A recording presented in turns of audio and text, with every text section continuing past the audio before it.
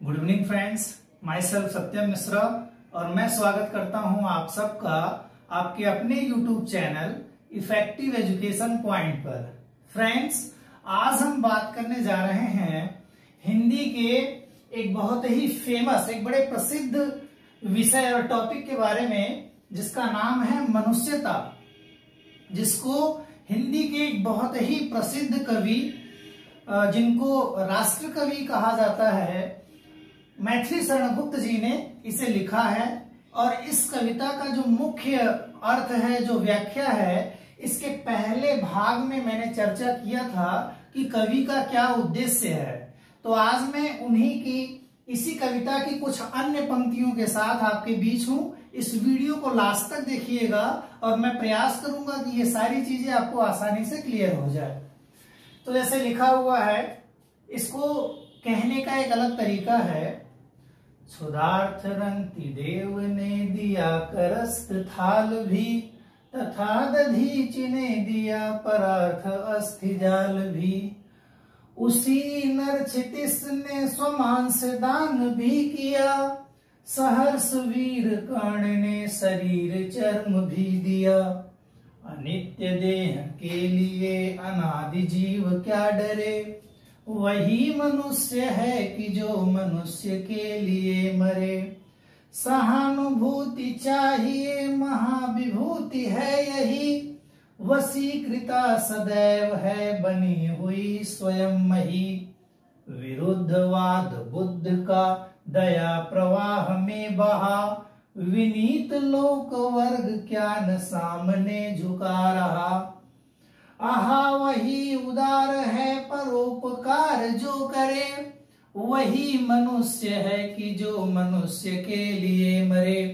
ये एक बहुत ही प्रभावशाली कविता है, जिसके माध्यम से मैथिली शरण गुप्त जी हम सभी मानव जातियों में यह जागृति पैदा करना चाहते हैं, यह भाव उत्पन्न करना चाहते हैं कि हमें हमारे जीवन में परहित के लिए, अन्य लोगों के उपकार के लिए, परोपकार के लिए कुछ कार्य करना चाहिए। अर्थात हमें अपने जीवन काल में कुछ ऐसे भी कार्य करने चाहिए कि हम रहें या ना रहें, हमारी कीर्ति, हमारा यश विश्व भर में व्याप्त रहे। जैसे मैं आपको यहाँ कुछ शब्दार्थ भी बता देता हूँ, जिसके कुछ कठिन शब्द हैं जो आपको समझने में आसानी हो। जैसे लिखा है क्षुधार्थ, इसका आशय है भूख से व्याकुल। जैसे भूख से कोई व्याकुल हो, उसको क्षुधार्थ बोलते हैं। रंतिदेव एक राजा का नाम था। ने दिया, इन्होंने दान कर दिया। करस्त थाल भी, मतलब अपने पास लिए हुए बर्तन या पात्र कह लीजिए, जिसमें कुछ खाने या खाने की सामग्री। तो आप ऐसे कहिए कि, ऐसे कह सकते हैं कि राजा रंतिदेव ने भूख से व्याकुल व्यक्ति की क्षुधा तृप्त करने के लिए, भूख से व्याकुल व्यक्ति की भूख मिटाने के लिए राजा रंतिदेव ने अपने हाथ में लिया हुआ थाल भी उस व्यक्ति को दे दिया। तथा दधीचि ने दिया परार्थ अस्थि जाल भी। यह कथा सर्वत्र व्याप्त है, सभी लोगों को मालूम है कि महर्षि दधीचि एक बहुत ही प्रकांड और बहुत प्रसिद्ध ऋषि थे, जिन्होंने एक समय में देवासुर संग्राम में, जब देवताओं का युद्ध राक्षसों से था, तो उस समय इंद्र के वज्र बनाने के लिए अपने अस्थि को, अपने हड्डियों को भी दान कर दिया था। और उनके अस्थि और हड्डी से इंद्र का वज्र बना था, जिसे उस युद्ध में उपयोग किया गया था। अर्थात अपने हड्डियों को भी उन्होंने परहित, परोपकार के लिए देवताओं को दान कर दिया। उसी नर क्षितिस ने, उसी नर क्षितिस का मतलब यहाँ गांधार नरेश, मतलब गांधार नरेश ने, उसी नर क्षितिस गांधार नरेश ने स्वमांस दान भी किया। एक कबूतर की रक्षा के लिए, एक कबूतर के जीवन को बचाने के लिए गांधार नरेश ने अपने शरीर का मांस भी दान कर दिया उस बहेलिये को, ताकि उस कबूतर का जीवन बचाया जा सके। कहने का आशय ये है, ये अलग अलग जो उदाहरण हैं वो हमें यही बताने का प्रयास कर रहे हैं कि अगर व्यक्ति अपने जीवन को दूसरों के जीवन से ज्यादा महत्वपूर्ण समझे तो वो कभी महान नहीं हो सकता। लेकिन अगर वो दूसरों के हित के लिए अपने जीवन की उपलब्धियों का भी त्याग करे, या अपने जीवन की कोई प्यारी चीज भी अगर वो दान करे तो वो व्यक्ति परोपकार करता है और वो व्यक्ति अपना व्यक्तित्व और अपना यश कीर्ति सदैव के लिए बना देता है, बढ़ा देता है। तो उसी नरक्षितिस ने, गांधार नरेश ने स्वमांस दान भी किया, मतलब एक कबूतर के जीवन रक्षा के लिए उन्होंने अपने शरीर का मांस बहेलिए को दे दिया। और सहर्ष वीर कर्ण ने शरीर चर्म भी दिया। ये प्रकरण आपको मालूम होगा कि महाभारत युद्ध के प्रारंभ से पहले, महाभारत का युद्ध प्रारंभ हो उसके पहले ही देवराज इंद्र ब्राह्मण के वेश में कर्ण के पास गए और उन्होंने उसके शरीर पर जो कवच कुंडल था, जो जन्म के साथ ही उसके शरीर पर था क्योंकि वो सूर्य पुत्र था, तो उस कवच कुंडल के रहने पर कर्ण को युद्ध में पराजित कर पाना असंभव सा था। इसलिए युद्ध प्रारंभ होने से पहले ही इंद्रदेव ब्राह्मण के वेश में वहां गए और उन्होंने दान स्वरूप वो कवच कुंडल कर्ण से मांग लिया। और कर्ण के लिए ये कथा प्रचलित थी कि सूर्य पूजन के समय जो कोई भी याचक उसके पास आता था और जो कुछ भी वो उससे मांगता था, कर्ण उसे कभी मना नहीं करता था। इसलिए उस व्यक्ति ने, कर्ण ने अपने शरीर पर धारण किया हुआ कवच कुंडल भी दान में दे दिया। सहर्ष, बहुत प्रसन्नता से, बड़ी खुशी से सहर्ष वीर कर्ण ने, उस वीर योद्धा ने, कर्ण ने शरीर चर्म भी दिया। अपने शरीर से उस कवच कुंडल को चर्म समेत कुछ निकाल कर उसे दे दिया। अनित्य देह के लिए अनादि जीव क्या करे। कवि कहता है यह जो जीवन है, अनित्य देह का मतलब नश्वर शरीर, अनित्य देह का आशय होगा नश्वर शरीर, मतलब एक दिन हर व्यक्ति को मर जाना है।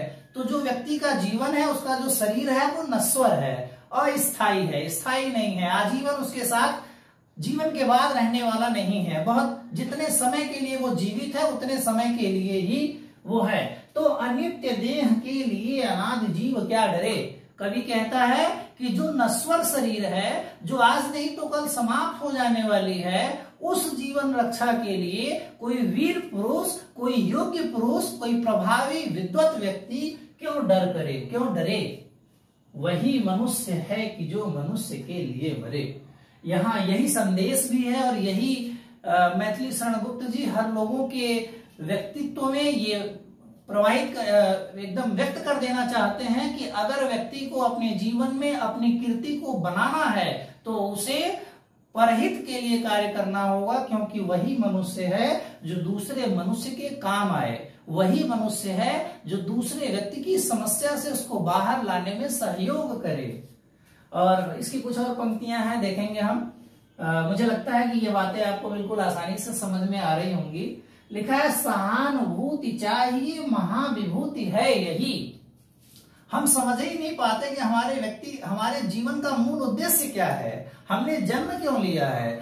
इसलिए यहाँ मैथिली शरण गुप्त जी इन पंक्तियों के माध्यम से ये बताना चाहते हैं कि सहानुभूति चाहिए, मीन्स वास्तव में जो उपकार है, जो करुणा है, जो दया है और जो सहानुभूति है, यही हमारे जीवन की महाविभूति है। महाविभूति से मतलब सबसे बड़ी पूंजी है, हमारे जीवन की सबसे बड़ी पूंजी है हमारा उपकार का भाव, कृपा का भाव, दया का भाव, करुणा का भाव।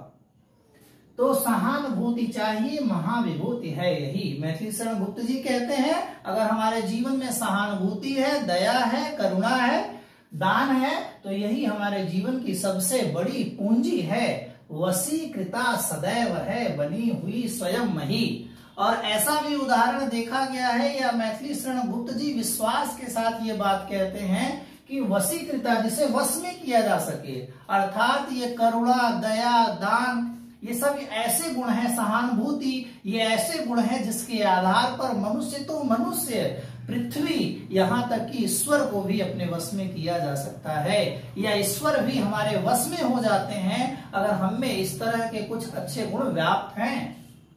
विरुद्धवाद बुद्ध का दया प्रवाह में बहा। गौतम बुद्ध ने भी उस समय तत्कालीन मनुष्यों की समस्याओं को हल करने के लिए विरोध किया, और जो भी उस समय की कुरीतियां थी उसके विरोध में वो लड़े, और उसके लिए ही उन्होंने मनुष्यों के हित के लिए ही कार्य किया।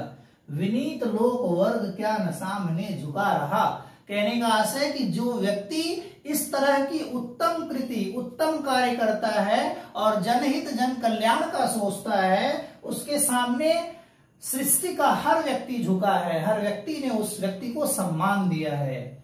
आहा, वही उदार है परोपकार जो करे। मैथिली शरण गुप्त जी कहते हैं कि वास्तव में केवल वही व्यक्ति सहृदय है, वही व्यक्ति बड़ा है, वही व्यक्ति उदार है, जो परोपकार करता है, जो अन्य लोगों के हित का कार्य करता है, समाज हित का कार्य करता है, जनहित का कार्य करता है, राष्ट्र हित का कार्य करता है, और वही मनुष्य है कि जो मनुष्य के लिए मरे। वहां लास्ट में फिर मैथिली शरण गुप्त जी कहते हैं कि मनुष्यता वही है या मनुष्य वही है जो वास्तव में मनुष्य के हित के लिए कार्य करता है।